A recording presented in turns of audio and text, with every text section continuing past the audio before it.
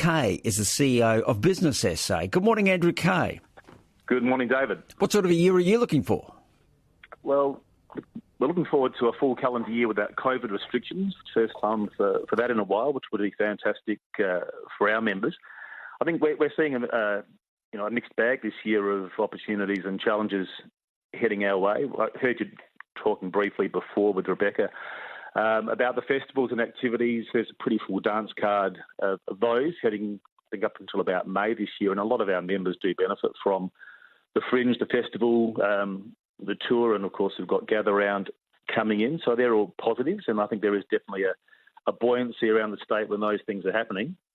But on the flip side, we see challenges heading our way that, as we know, we had probably the most significant changes to IR laws in the last decade or so passed on the last sitting day federally in Canberra last year. So we'll be interested to see how that plays out over the next 12 months in terms of how that impacts our members. We've also got changes at a state level around industrial relations and industrial manslaughter, wage theft legislation coming up. So there'll be areas for us to focus on there as well. Right. After 10 o'clock, we'll be talking to Dale Beasley from Unions SA about workers' compensation issues here in South Australia. It's something that, as soon as you say workers' compensation, people's eyes glaze over, unless you're directly affected. If you are on workers' comp right now, you think, hang on, this is a big deal for me. And it can be so distressing for the injured worker, and it can be so distressing for the business because, they think, oh, my God, what's this going to cost us in terms of our premiums? It's just a nightmare.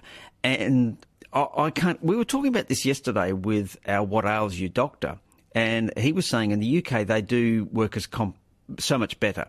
He said, as doctors, we're constantly being taken into court and saying, well, what's the cause of this injury? And he said, well, how would we know? I mean, it could have been a basketball injury. It could have been at work. It could. What you want us to put a figure on it? And so much time and energy is put into trying to adjudicate cause of injury, and that time and energy and money could be spent on fixing up the work or maybe making the workplace better.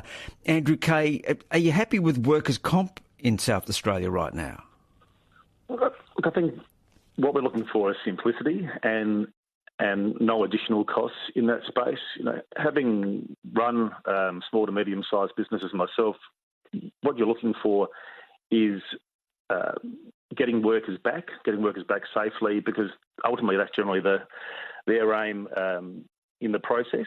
No one really wants to be off work when they can be back contributing to the business. So really it's about keeping it simple and reducing complexity.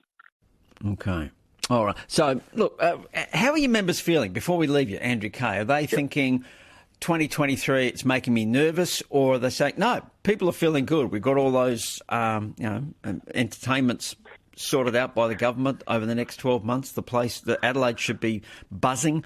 What's the mood? If you took one of your regular surveys, what do you think you'd find? Yeah, we're out in the market right now, actually, David, with our survey of business expectations. And look, we're hearing there's still challenges around getting skilled staff on board.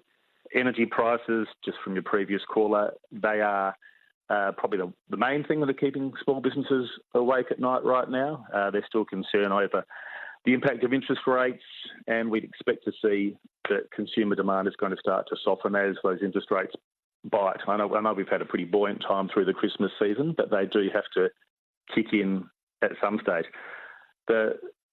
The positives around for business looking forward into export markets, I think, are quite significant for the next 12 months. We just had the trade agreement with India passed on December 29. It went through, so that's a big game changer for businesses who are exporting to India or thinking about it. Something like 85% of Australia's exports will go to zero tariff immediately into India, and another 5% will start to see it phased off. So for a market that's been so heavily regulated and protected, you think about the mineral sector, seafood, wine, cosmetics, grains, meat. There's so many opportunities into India.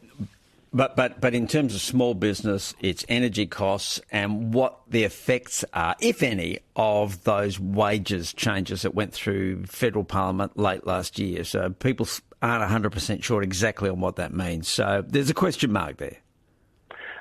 There is, okay. and we'll be helping them navigate through that. All right, okay. Well, Andrew Kay, CEO of Business SA, thanks for your time.